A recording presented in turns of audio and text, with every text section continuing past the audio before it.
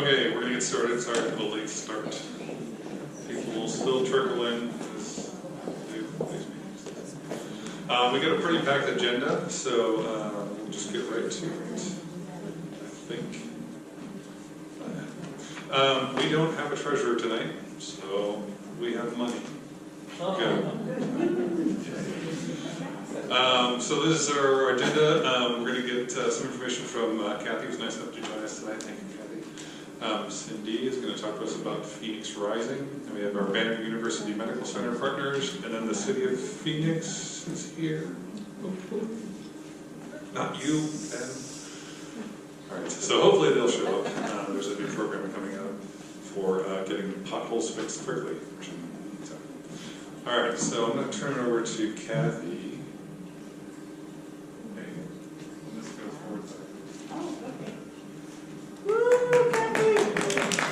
Hey guys, thank you so much for having me here tonight.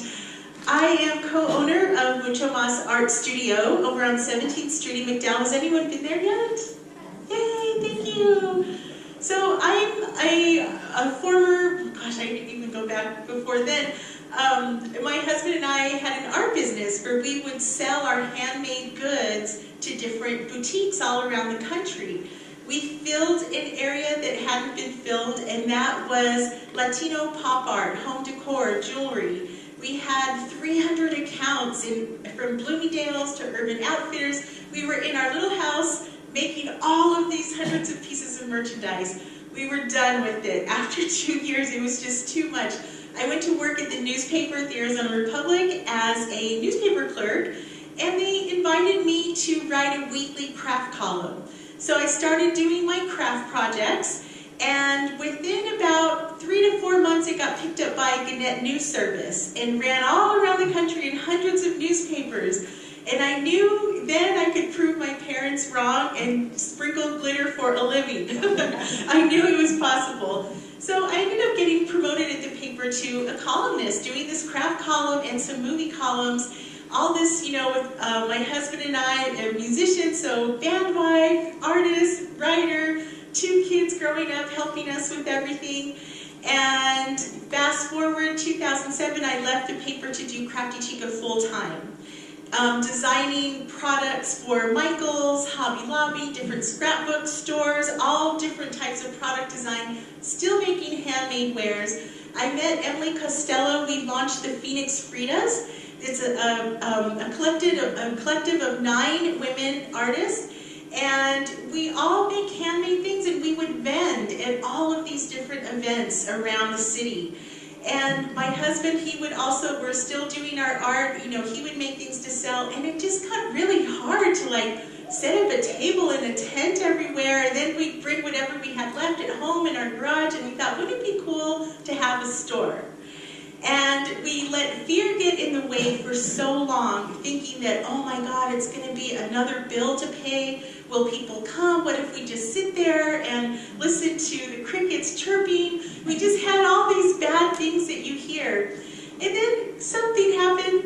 Our kids grew up and moved out. And when that happened, my husband and I, the first couple weeks, we binge watched Netflix, and then we're like, okay, what do we want to do? It was almost like we were reintroducing ourselves to each other. And we just started talking, and my friend Curtis, who owns Galeana 39, we used to be friends back when we were 21. And he called me and he's like, hey, come bring some of your stuff in my store to sell. So I told Emily, I said, let's go take our stuff, let's do a pop-up in Galeana 39. We had such a great turnout. Curtis said it was his top-selling day since he had had his store open. And there was this space connected behind Galeana where a photographer had that space rented, and there was a black curtain, and everything was painted black. And I peeked behind there, and I saw some photography equipment. I thought, what is she going to do with this space? And I thought, man, if she ever moves out of this space, I don't care, we're getting it. We're going to make this happen. And I think I manifested it because a couple months later, Curtis calls me and he's like, hey, the photographer is leaving, the space is available for rent. I called Emily, and I mean, just to drill down a little more, I had actually gone to a finance conference in San Francisco. I had to go with 3 business ideas, and the brick and mortar was one of the ideas. So I actually had a business plan for it. I had the price, everything. I honestly feel like we manifested it. So when he told me it was available, I contacted Emily, and her, myself, and Patrick, we all got together and we're like, you know what, let's do this. Instead of going out and vending in all of these places, we still do that a little bit. We thought, let's set up shop and sell original made in Phoenix art by Mexican-American artists. And that's what brought us to Mucho Mas.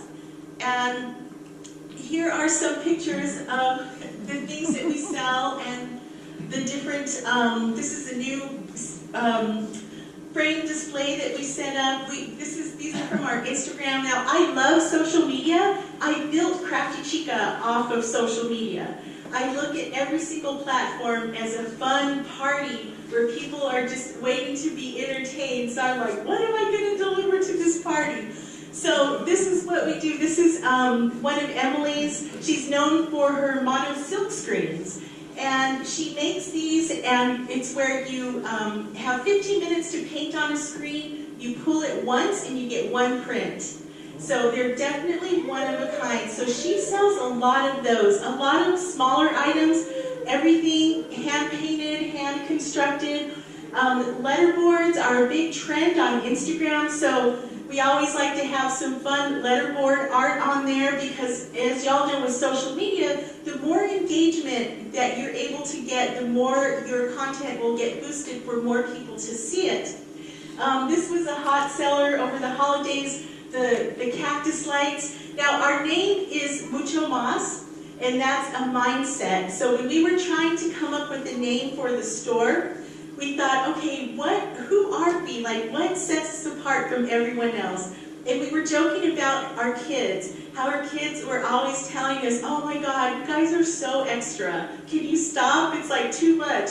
And then we thought, okay, Mucho Mas. You know, we love being Mucho Mas. So everything in the store that we make and do, we think, how can we make it Mucho Mas? How can we make it more than what people would expect? So we play off of a lot of trends that are happening in the retail world. So this season, the ceramic Christmas trees, those were very popular, a fun retro craft that made its way. We're like, how can we Mucho Mas it? Now it's a verb, right? So we found these fun cactus light trees. We sold so many of those because, again, we hit something different. We do a lot of collection photos on Instagram. Again, cactuses sell a lot. Okay, so this is just like a little overview of the different things that we sell. Other big things we do to draw people, we have a lot of events, not just local events, but we invite national artists to come in and do a pop-up or do a meet and greet. We do different giveaways with other local businesses. We painted a mural. You have to come in and see the finished mural so that people can come in and Instagram themselves, take a picture in front of the mural, and we do art workshops. So we do everything from clay art workshops to vision boards, anything like that that will get people excited to come back. So there we go. We are open Tuesdays through Saturdays, 11 to 4. It's either Emily, myself, or my husband Patrick who are there working. And it's just a fun place to come in and get inspired. We have a lot of glitter, a lot of sparkle, a lot of color. And thank you so much for having me here tonight.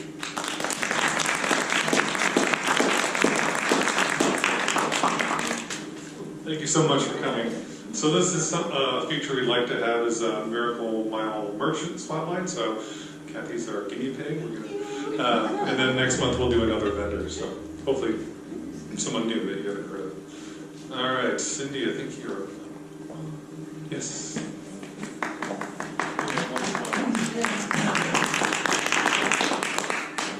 I have one slide and I have no glitter. And I hate talking through a mic, so I'm going to put it down and speak loudly.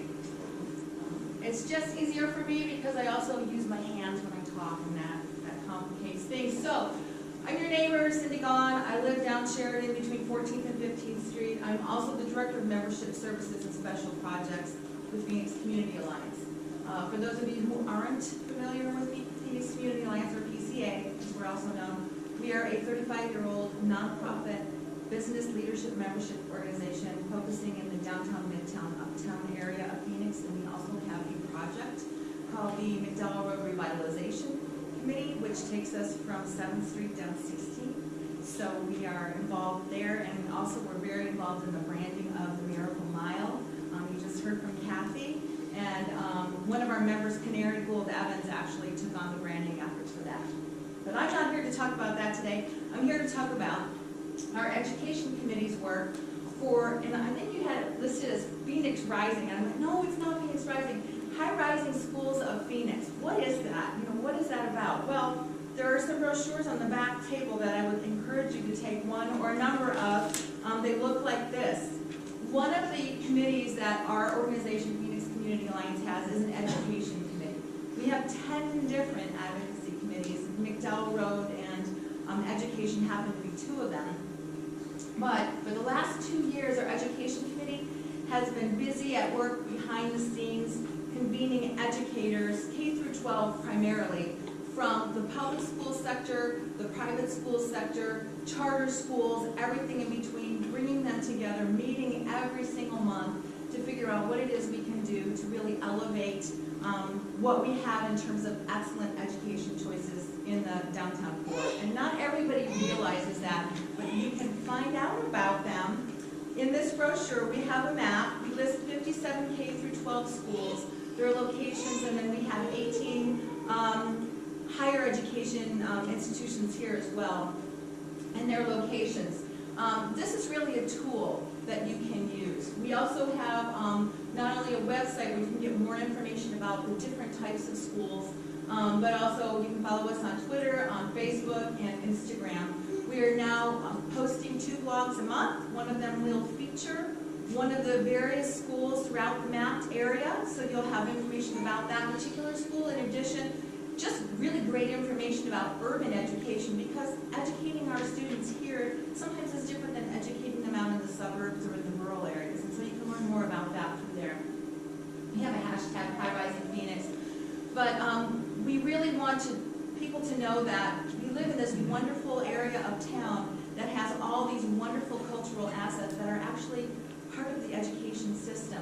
We have museums, and we have cultural amenities, and we have urban parks where kids can actually use that in conjunction with their formal school learning or in-school learning, but it's very unique. People who don't live in this type of an environment don't have access to that. So that's one of the things you will learn on the website as well. I really encourage you to take a look at that. And this is great recruiting information too. If you're interested in having friends move to the area and they go, well, where are my kids going to go to school? Right here. Send them to the website.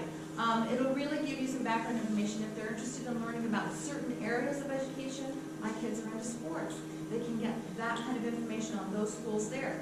My kids are into the arts. Well, learn about the schools that focus on the arts or STEM. You can learn all of those things based on what we have here. So it's a great tool. If you have friends who are realtors, they're going to want to get their hands on this. Commercial real estate brokers are also going to want to get their hands on this. So I encourage you to take a look at this and also follow us on social media. Thank you. Oh, and I'm just the warm-up act for Larry Lazarus.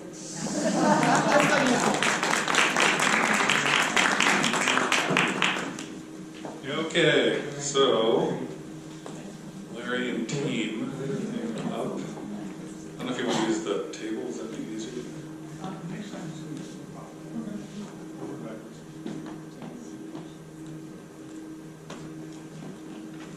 I need a warm-up act. Hi, I'm Larry Lazarus.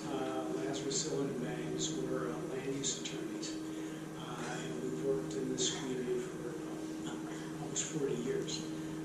But I also wear another hat, and that is that I'm on the board of directors of Banner Healthcare. And as a matter of fact, I'm the immediate past chairman of Banner. So this is kind of near and dear to my heart. 66-acre site, a premier medical facility in the state of Arizona.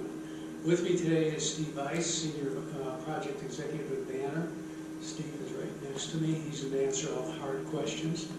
John Niselek, who's with who's our lead architect with HKS. Nancy Bruno, HKS. Drew Aquilina, Lisa Aquilina, landscape architects, myself, and Marcy Rosenberg, who is the land planner in my office. Banner is a nonprofit hospital system. A lot of people don't understand and don't know that. We're very large, but we are a nonprofit. We're the largest employer in the state of Arizona with over 50,000 employees. National headquarters is in Phoenix, Arizona, albeit we have 28 hospitals across 6 western states: Arizona, California, Colorado, Nebraska, Nevada, and Wyoming. The mission of Banner is making healthcare easier so life can be better. Banner Health provides the following services in all of their hospitals, in most of their hospitals around the country: emergency and hospital care, which is acute care generally, hospice, long-term home care, outpatient surgery, labs, rehabilitation services, pharmacies, primary care, clinical trials, and medical research. Banner University Hospital was Good Sam. We still always call it Good Sam. But when we were merged or acquired the University Hospital System, we now have hospitals in Tucson, and we have a hospital here that does a substantial amount of research, works with a medical school, and creates the ability to have medical education to keep more doctors and more healthcare deliverers in the state of Arizona. We have a huge shortage, and we want to keep them here. Investing in patient needs is what's the most important aspect of Banner. We're dedicated to strengthening patient care by continuous focus on improving patient outcomes and services, development and training of engaged workforce, use of innovative technologies, and expansion of facilities and services to meet the community needs. We will invest nearly $1 billion in new clinics and hospital towers in Phoenix and Tucson alone, not to mention the other states that we're also in. So we're coming in with a plan unit development. Let me give you a little bit of history here. For the past 40 years, Banner has been kind of piecemealing their campus. And what's been happening is we're coming in and we've been asking for this on this little piece of property and that little piece of property. Finally, staff said, look, we prefer you come in and do a master plan PUD, and so that we can know what you've done, coordinate what you're doing, and look towards the future. I've done PUDs before, but this is the first one that I've done that tries to talk about what's going to happen for the next 40 years. So there has to be some degree of flexibility in this plan, because we're not exactly sure where that building is going to go or where that open space is going to be. But it's important that we do a master plan for the next 40 years so we have an idea of what's happening with the premier healthcare hospital in the state of Arizona.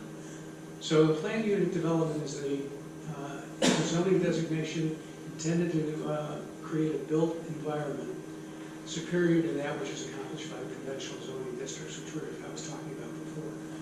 It's achieved by allowing the PUD rezoning applicant to propose the uses, development standards, design guidelines for the site, and by doing so, creating a collaborative review process. I'm not going to go into every detail as to every setback on 66 acres, but I'm going to give you kind of an overview of what this campus is going to look like in the future. Why the PUD? The PUD creates specific standards that will serve as the master plan, as I mentioned, for the 66 acres. And the PUD is to replace the numerous site plans that I mentioned over the last 40 years into the future or next 40 years.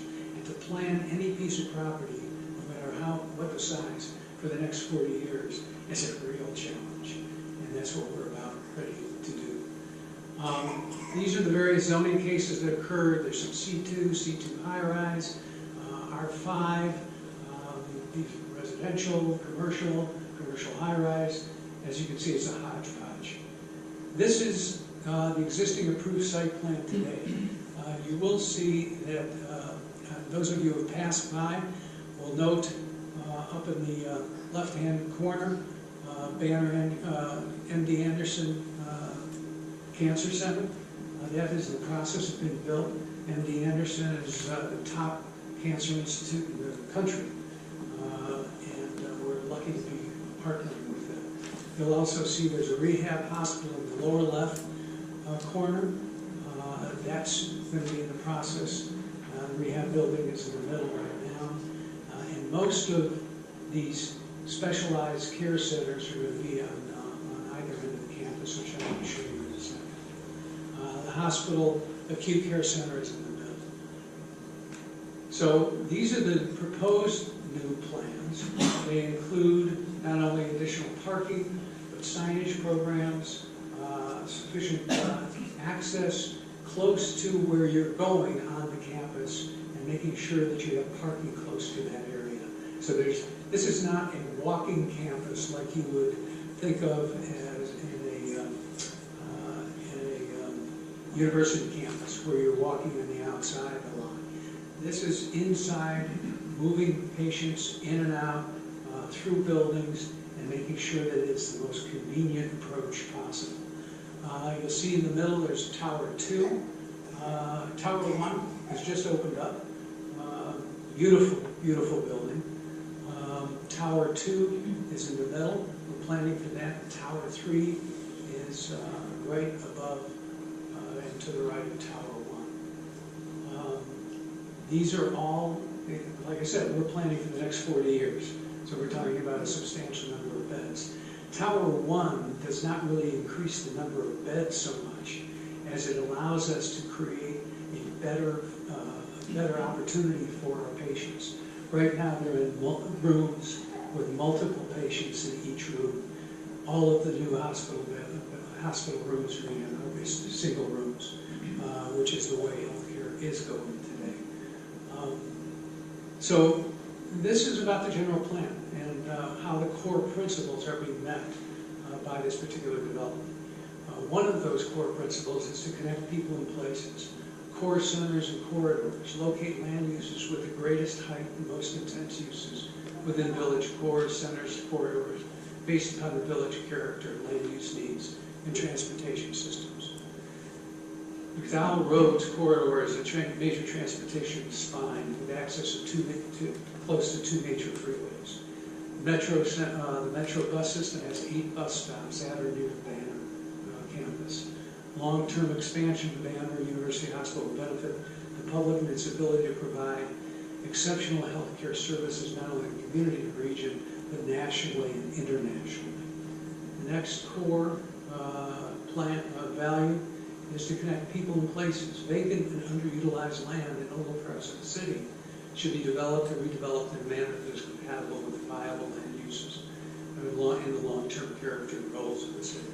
The approval of this PUD will contribute to the long-term development of vacant land, underutilized land, within the 66 acres, within the adjacent campus, and be compatible with the development with existing development goals of the area. PUD should support the general plan by strengthening our local economy.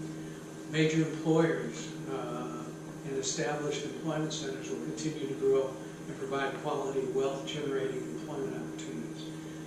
This supports the general plan and zoning changes that will facilitate the location of the employment-generating uses within this particular area. Banner Health is the largest employer in the state.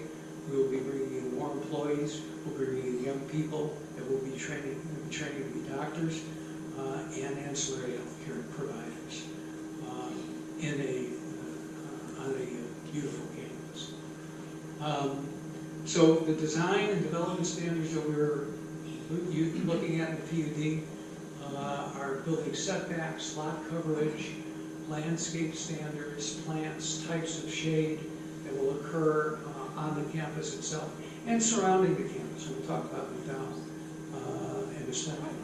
Architectural design, I'll show you some materials and colors, signage and lighting, and of course the infrastructure, which we don't always see, but grading, drainage, water, wastewater, circulation, circulatory systems.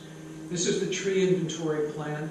We're trying to create shade trees. We're trying to create trees that will provide beauty on the campus as well as shade on the campus, and that will grow quickly through the area. Albeit most of the internal part of the campus won't be walking, they'll be within buildings or close to buildings. We want to make sure that the campus looks appropriate. This is McDowell, and there will be, and we're going to show you the entrance is going to be changing. Right now the entrance is on 12th Street. There will be a direct access and entrance off of McDowell. People wonder what's going on today with Banner, because it seems to back up to McDowell. And the wall is there, the emergency entrance, what used to be there, it's been changed now. The entrance will be changed substantially, and the amount of landscaping will be substantive, and it will be placed appropriately so that when you walk through this 8-foot sidewalk shown here, the landscaping will be on the south, so it will, when the sun shines, it will actually shade that particular sidewalk. There's also an internal ring road, which I'm going to show you in a second, which will help the circulation. Right now, you have to go out 10th to go onto McDowell, to go down to the other part of the western part of the campus, to 12th Street. So what you end up doing is you end up clogging down McDowell, because the only way to get to the other side, the best way to get to the other side is through McDowell. And we're going to have a ring road internally. That problem. Design guidelines, Banner has a specific design language for all of their facilities. Very high quality. There's Banner block masonry, glazed waterfall walls, metal use of colors, there's color values and locations, there's punched openings, tower articulation, all of those things. This is the design guidelines, shows you the picture as well as the specific aspects of it. I'm not going to go into detail on those either. If you have any questions, our architects are here, we can get into more detail. Waterfall, the use of metals, large glazed surfaces that provide intricate changes within the design. So the campus is really divided into 3 areas. The inpatient care, that's the acute care center. That's where patients will generally come, and it's where the visitors will come. The outpatient on both sides are the specialized care, the MD Anderson, the Alzheimer's Institute, those kinds of specialized care where the patient will go directly to that area. Signage will be appropriate. They'll go directly to that area and be able to walk a very short distance to get into those facilities. The bottom part is the infrastructure and support. As you can imagine, a hospital of this size, a campus of this size, air conditioners, vents, plumbing, utilities, generators, and ambulance coming and going, loading. These are all things that will take care of the back. I can go into this, but it's somewhat in detail. This is, the middle part was the patient flow, where you want patients to move very quickly through the campus, and family members will be going to those various specialized areas. The providers will be having easy access throughout the entire campus, and the equipment and supplies will come back in that lower part. We actually have flows of medicine that show how people will move through the campus, and mostly through the hospital systems internally. And each one of these is to create the most convenient opportunity for people to move through the campus. One of the issues that we've come up with, in fact, the only major issue that I know of that we've been dealing with is what's going to happen with the Good Sam Hospital buildings that now exist. We recognize that these buildings are iconic. They are not historic, but they do have kind of an iconic feel of people knowing about those buildings over all of these years, especially people who have lived here for a long time. That building's going up. That's where the entrance is going to be. So the former Good Samaritan Hospital building was 720 beds, 12-story patient tower designed by Bertrand Goldberg between 1978 and 1982. He designed some other buildings in Chicago, one of which was a hospital, has since gone away because it was difficult to maintain that hospital within that building. The other one is Marina Towers in Chicago, which is easier to deal with because it's residential, it's not a hospital. So the problem with these buildings is the public health and welfare and safety problem. The structure is tension, making it difficult to modify the building. The stairs are narrow and cast in place and they can't be modified. If you have an emergency and you're on the 12th floor, it's virtually impossible to get patients down.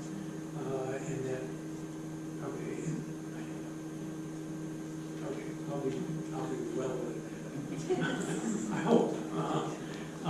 And the center core does not have a staircase, so you've got to move to the various ends of the building. It's a very difficult building from a health safety standpoint. There's also technology that has created a problem with those buildings. The buildings become obsolete because of the advancement of those technologies and the healthcare demands and trends today.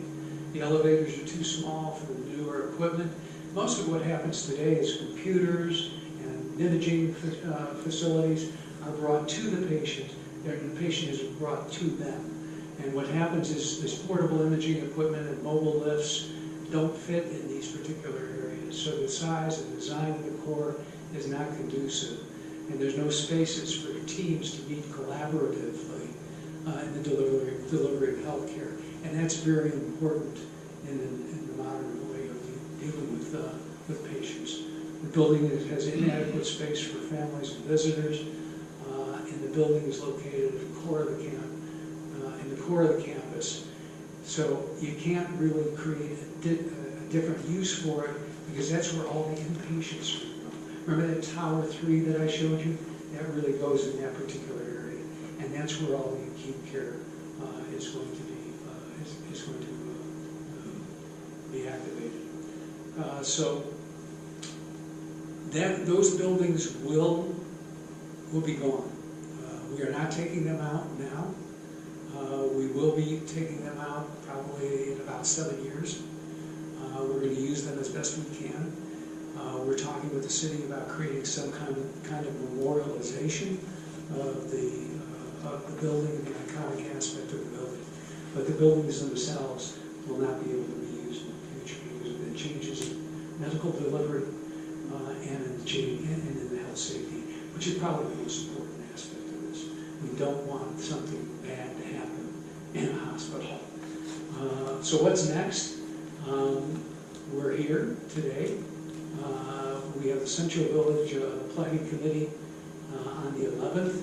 That is for information only. We will be meeting with Garfield neighborhood on the 26th. We will have a post-application meeting with the City of Phoenix, and we will then go to the Central City Village Planning Committee, Planning Commission, and City Council, all of which have not been scheduled as of yet, but we're hoping to have this to the City Council May or June. So that's a little ways away.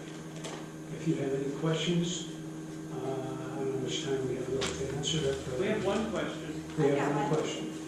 So I've got two things. First of all, I'd like to hear, I understand that the Marshmallow Building can't last forever, but I did like hearing that there's plans to do something to memorialize it. I'd love to see like a miniature replica in a courtyard or something so we can go and let our hearts feel for it and remember it forever because it's such a unique and important part of this community. The other thing is, I'm not as concerned about what you're doing internal to the PUD, but I am super concerned about what's happening along McDowell. I was looking at your landscape plan and it looks like there's a lot of great plantings and trees, but I saw that the sidewalk is still connected to the curb at McDowell. And I don't know about anyone else in this room, but I hate walking down McDowell. I avoid it because you don't want to walk by 6 lanes of traffic right there. So to have a buffer with landscaping and trees separating it from the street would be huge. And if you do that, I would support it. Thank you for both of those. If you've been in the lobby of the existing hospital, you'll note all of those photographs and all of those memorializations of the history of Good Sam. They take that seriously. We will be taking this seriously as well. While the entrance will change, there will be a historical aspect to Good Sam and all the things it's brought to this community for the past 40 years. As far as the McDowell, there are some challenges there. We want to do as much planning as we can. We want to separate it from the sidewalk, but there's a substantial amount of infrastructure directly adjacent to that street. So how we deal with that and still maintain that infrastructure is going to be a bigger challenge. But it's a good comment, and we will take that into consideration. My challenge to you is that if you're planning for 40 years, in 40 years I don't want that still to be attached. I don't think anyone in this room does. And I get that there's issues, but I would really encourage you to think long and hard about that before making that decision. We will. Thank you. So, right now there's already a lot of traffic on McDowell Road. What happens in the mornings, I live on 10th Street, so people are flying down 10th Street, sometimes 35, 45 miles an hour, and we don't have enough stop signs. And it's going to get worse because people are going to avoid 7th Street and 16th Street going down to the hospital. And we're finding a lot of people in the mornings. I back that up 100%. And it's By the way. become an issue, and this kind of builds upon the McDowell Road issue. One of the reasons why McDowell Road suffers retail-wise is because there's so much traffic, there's not really a lot of place, and people fly by. What is the current parking situation, and what's proposed as a maximum? Because I see a lot of new parking garages. The assumption is that you're going to double, triple, quadruple the amount of cars coming to the zone. What is that ratio, or what is the difference? Yeah, so from a parking standpoint, I don't think anything we showed you is gonna increase the park. So Larry alluded to the fact that our, like, Tower 1 grew our bed count from 733 to 757, which is pretty marginal in the grand scheme of things. Everything that we showed from a growth standpoint has a parking response to it. So I think if anything, the future development of this campus is going to help our parking situation. So I don't know, are you saying that there Adding more cars? It's bringing more cars to the neighborhood. Yeah, So- how many more cars are going to be parked next to them? well, I guess, How are you going to handle the increased traffic? You're talking about a 66-acre facility. right? And the only plans you showed us in reference to traffic in terms of infrastructure with the roads is something on 10th Street. What about McDowell? What about south of the entire 66? You're talking about a huge expansion. What are you guys going to do to facilitate the traffic? The significant increase in traffic is going to be a result of the facility. So, good question for us to talk to the city of Phoenix about, but there's really nothing we can do outside of our campus to facilitate what you're talking about. So, like, road widening on 10th Street, north of McDowell, we don't own it. We have no say in what happens to it. I do think it's a conversation we could be and should be having with the city of Phoenix. If you want to take a look at an overall traffic plan for the surrounding area. So yes, our PUD only covers the area that we own because that's all it's allowed to cover. Part of that ring road that I was telling you about does alleviate some of the breakaway traffic that'll go on in McDowell and try and get to the other portions of the campus. So that Between 10th and 12th, everything stays internal to the campus. So it won't go on the McDowell. If anybody coming to the campus from the north, But I understand, Yeah. we're we're bringing more customers to campus with these buildings, which is gonna increase traffic Yep. in the area, so. Yeah, we have been talking with traffic engineering. At one point, they were talking about potentially a deceleration lane at another point in time. They said that they didn't think so. We're still talking with traffic engineering about how we deal with, how they're going to deal with, what our responsibilities are going to be. So we're very much aware we're increasing the size of the campus, we're increasing traffic. Yes, ma'am. Well, what about some of the side roads, like at least on the, as you're coming this way on the right side of McDowell, the east side, there's a couple of side streets between the freeway and McDowell, right? That come off of 7th Street. East-west Culver, streets? yeah. Yeah. Or Willetta? Brill. Over Willetta. Brill and Willetta. Could those be utilized more to kind of redirect some of the traffic that could be on McDowell? Some traffic does go down Willetta, it's the center of the campus. The problem with Willetta is because of the freeway and the stack that's at McDowell at 7th Street, it's limited. It's right in, right out. That never changes because you have the off-ramp of I-10, which is Corps of Engineers, which I would use it all day long if I could do it, but I can't turn left onto 7th Street off of Willetta. South of there, it dead ends because that's the freeway, and then north of there, it doesn't even make it. Because it runs into Walgreens. We've moved our EMS traffic To back to the Willetta. campus, so our ambulance traffic used to hit McDowell, because that's where our ambulance entrance was, and our We ambulance moved it. entrance is now 2 streets to the south of that, and our ambulances, if coming off the 10, do come off on 7th Street and then come down 11, so they don't hit 10th, 12th, or McDowell. We've also relocated our loading dock to back all the way to Culver, right off the 10, to take all of our truck traffic off of those streets. That's great. But one of the big issue of the 10th Street traffic is 7th Street and not turning left and all of those kinds of things that stack up there. Any other questions? Is Banner entirely south of McDowell? And specifically, I'm just thinking of the lot where like the construction guys park now between 12th and 13th Street. That big empty lot, does Banner own that? We own that one lot, and that's the only parcel of land we own on the north side of McDowell. And then is that included in the PUD? Or It isn't, because it's not contiguous with our, with the parcel that we're putting under the PUD, so we can't cross McDowell with this PUD that we're putting into the city. And we currently don't have any plans for growth on that site. So we have looked at it, in all honesty, we've tested it for a couple of different things in the past, and we haven't found something that really works for it. But just holding on to it? We are holding on to it, and we have needed to use it for construction, parking in the past. I think, as the towers open, construction is starting to dwindle on campus right now until something big shakes loose, which I think is years away. So I think even the overflow parking into it, right now we're overflowing into it for the construction workers that are building the cancer center on the corner of 10th and McDowell, and that should be kind of April, May timeframe going away. Two questions. One, does Banner currently own all 66 acres that are in that land? We do. Okay. Yes.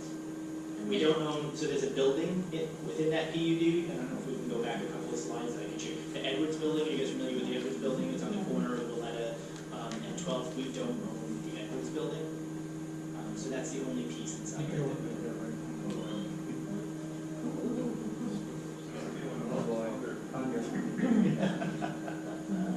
It's the one that's right behind the hospital with the Right. parking garage underneath. Exactly. Yeah. It used to be covered in ivy. It just got sold and the new owner stripped all the ivy off.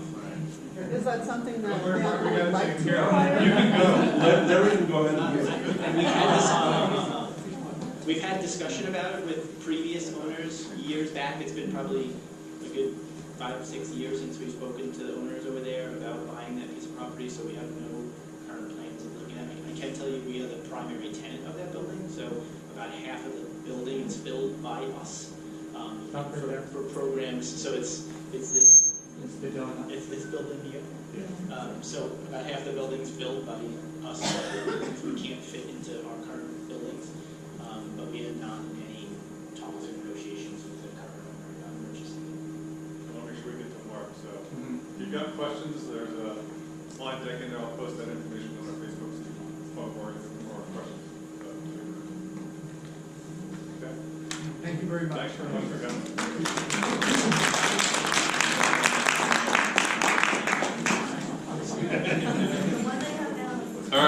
Mark is finally up. Mark is our streets department partner. We'll use that. We got a call late last week from the city who was interested in talking to us about an accelerated pavement program. I didn't even know what that was. So Mark is going to tell us all about it.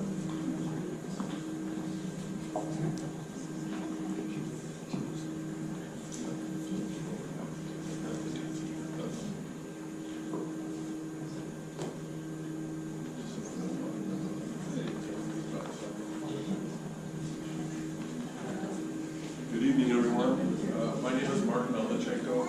I'm the Deputy Director of the Streets Department, and my section is called Programming and Project Delivery. So in my section, we take everything from programming and planning a project all the way through construction.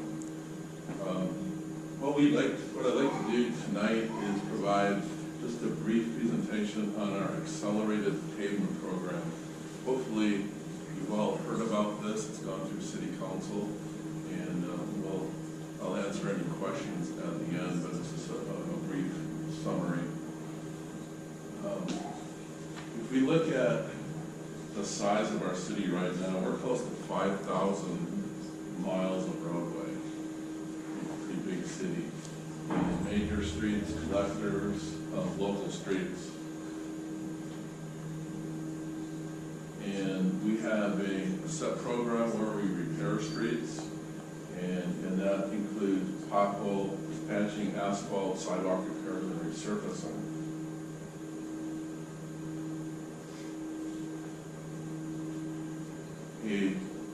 The accelerated pavement maintenance program is the key city council priority. And what it does is it funds by $200 million from our T2050 program, Transportation T2050 street program revenues. It takes its fund $200 million, and it accelerates our maintenance projects through fiscal years 19 through 23. And it includes mill and overlay, which is where we grind off the portion of the asphalt and redo the street. It's when really a street loses its life and we have to repair. And we're looking at 250 plus miles of major streets to resurface. And this will be completed in conjunction with the city's current pavement program, which is funded also with tax dollars, gas tax dollars from the state. And so the preparation work includes concrete repairs, ADA sidewalk, ramp installation, and crack seal. So there are certain times of the year that we can do this paving. Right now it's too cold, so we can do a lot of the crack seal. You can kind of see some of the streets that have kind of a spider web effect for filling those cracks prior to the work. And then when we do a mill and overlay of a major street, one of our arterials like McDowell Road, then we will also repair and replace all of the non-conforming ADA ramps on the corners of that roadway, and in some instances do some signal work also. So paving work really starts early spring and goes through the fall. And with this, you'll have roadway restrictions. And what we are attempting to do is to space these out so it will be as minimal impact on the public as possible. So the next steps are to identify streets to be included in the pavement maintenance work plan for fiscal years 21 to 23. The existing program right now that has been approved is fiscal years 19 and 20. So those are moving ahead. Some of the other things that we do when through this program is, well, if a certain street is striped a certain way, we may have the opportunity to narrow lanes and to restripe it to add bicycle lanes on certain streets. So that will be occurring in certain corridors.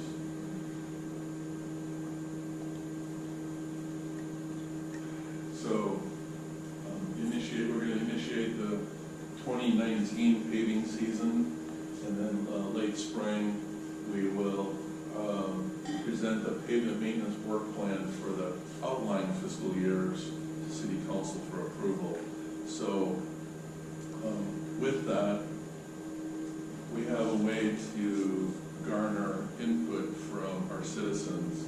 On our streets.gov website, we have an interactive street map that is very easily accessed, and citizens would be able to provide information on some of their streets and input that we take into consideration and hopefully put into the plans.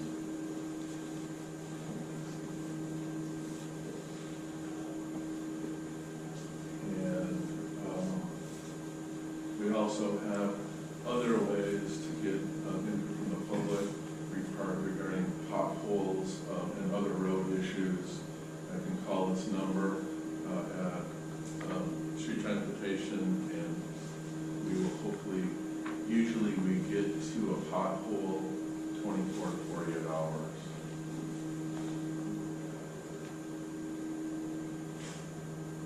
And then these are the contact information. And I've left some comment sheets and then some fact sheets on the accelerated pavement program. In summary, what we're looking at is a 5-year program consolidated into a year and a half. So we're scurrying, we're getting all of our ducks in a row, attempting to. And then in meeting with the public, I think we're holding at least 70 meetings throughout the city to provide input such as this. So your input is important on the future years of the fiscal plan, and I would be glad to try and answer any questions. Part of our neighborhood has the old concrete streets. Will those be retained, or is there a plan eventually to replace them? Since I don't know the upkeep. Yeah, we have certain streets that, very few, but they are very difficult to maintain. That's a question I don't know. If you don't mind, I'll bring that back and try and get an answer for it, but that's a good question. Okay. Do speed bumps fall into your area of expertise, or is it just straight paving? This program is primarily street paving of the major roadways. Okay. But we do have a section of traffic services that deals with speed cushions and speed humps for traffic mitigation. Sure. And I would be glad to pass on any information, or if you could fill out one of the comment cards with any questions. But we do have a separate division that deals directly with that. Appreciate it. Thank you. Sir? We have a serious issue with the heat island, and especially in the summertime, how hot it gets here. And I've always wondered, generally darker colors, black, attracts heat, tends to make it hotter. Is there any consideration about the material, or what do you know about consideration about the materials that might alleviate that effect? I know that there's been some experimentation throughout the country in some other areas on other, lighter gray asphalt and that kind of thing. It hasn't been terribly successful, but because, take for instance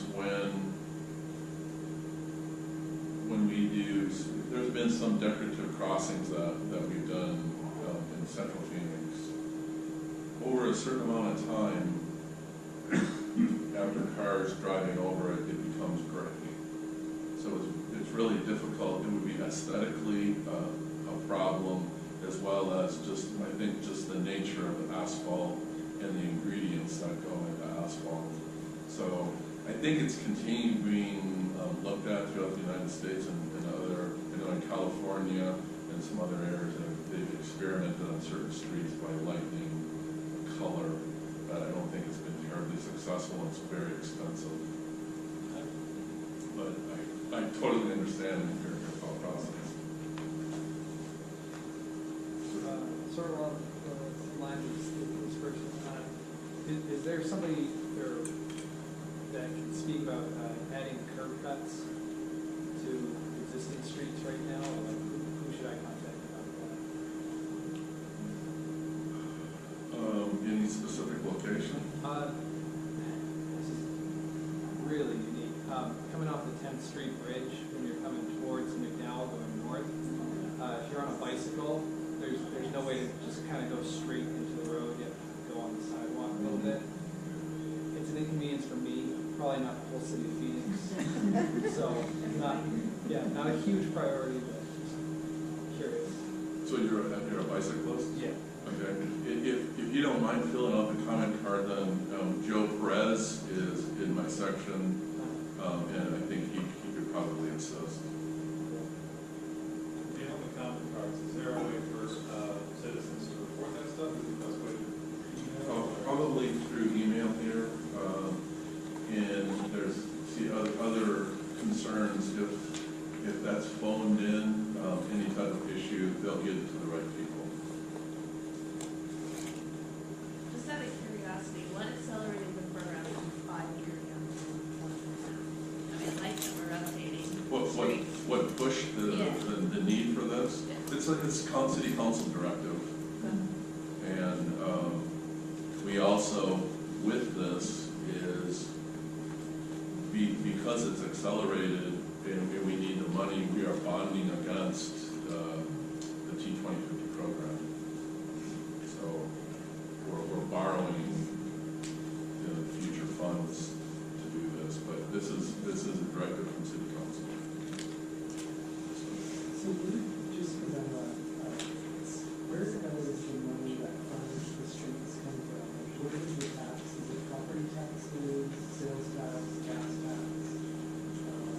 There's 3 different avenues.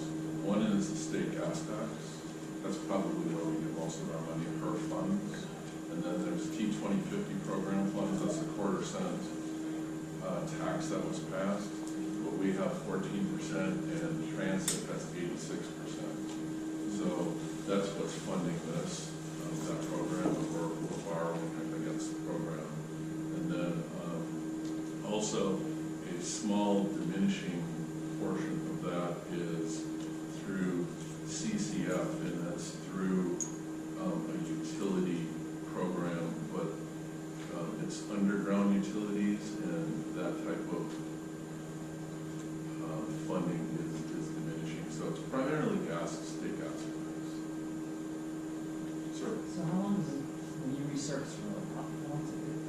About 20 years. 20 years.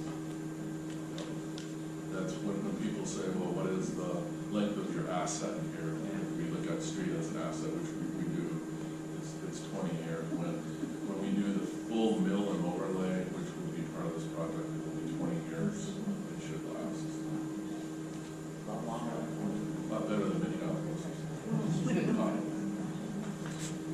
This might be a totally irrelevant question, but in our neighborhood, there is so much water line breaking that I see a street come in and it's this beautiful brand new street and I'm so pumped. And then a week later, they're like, and the whole thing's torn up. And then when it gets repaired, it just, to me, it just looks, fixed. Not like a continual, back. Is just when they go in and repair, is it in just as good a quality and going to maintain for 20 years, or is it just ugly and it's great? Well, one of the issues that we have, when we go from 5 years down to 1.5 years, when we had a 5-year program, we had a consolidated time frame with all of Century Quest, all of these utilities.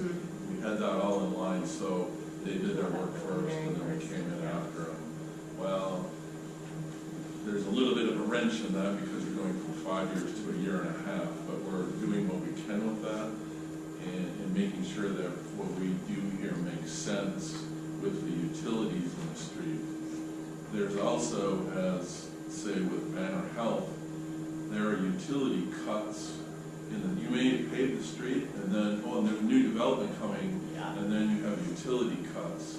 We have a new program that requires more of whoever does those cuts to match the pavement.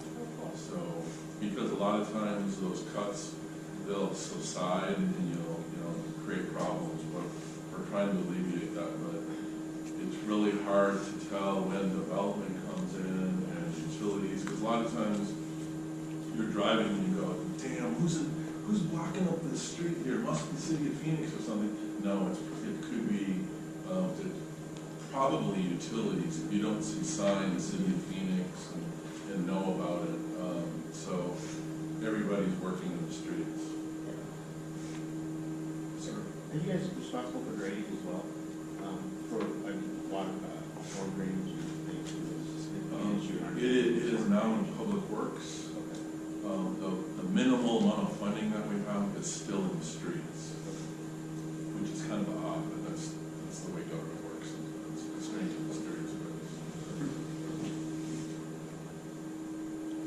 Okay.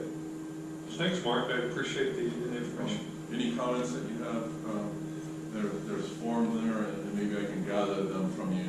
Sometime this coming week or so, and please contact us with any comments that you have. I have used the website. It's really easy, super easy to put potholes all over the place. I wanted to thank you, Mark, because there were some big potholes in the alley north of McDowell by 16th and 17th. Literally within 2 days, they were ginormous. They got fixed. So we're trying to do 24 to 48 hours. Yeah, that was awesome. Thanks again. Thank you. That's all we got. Just one final reminder, we have a small event coming up in 2 weeks. So if you haven't bought your tickets, you still have time, but more importantly, tell everybody you know. This is a very, very important event for the neighborhood. I've said it before, it's the largest fundraiser we have, so the way this goes is the way the neighborhood goes for the following year. So we got a lot of good and new, great and new, interesting things. We have a beer garden this year, very interesting. But a lot of extra stuff for the kids and families too. So come on out and celebrate your neighborhood. So, any other questions? Anything you want to know? All right. Thanks so much for coming. We'll see you on the 24th.